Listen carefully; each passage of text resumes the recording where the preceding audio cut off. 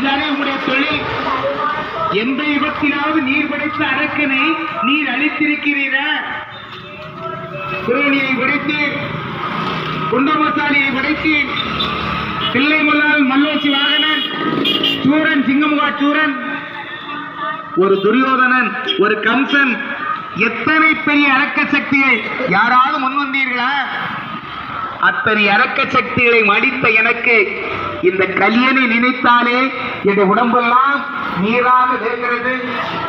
என்ன விதமாக இவனை அழிப்பேன், என்னால் ஒன்று முடியாது, நீரை பார்த்துக் கொள்ளும் என்று சொல்ல சிவபெருமான் சொன்னார்.